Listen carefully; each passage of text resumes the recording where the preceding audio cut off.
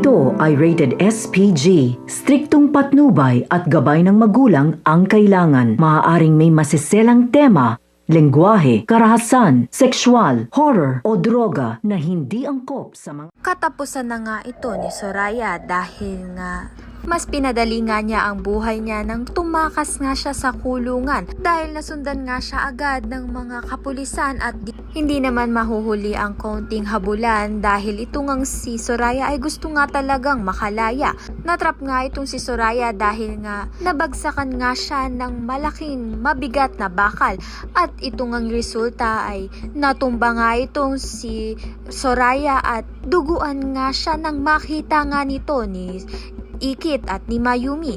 Dito na nga ba magtatapos ang kasamaan nito ni Soraya? Samantalang ito ngang si Angela ay hindi pa rin nga makita ng mga kapulisan.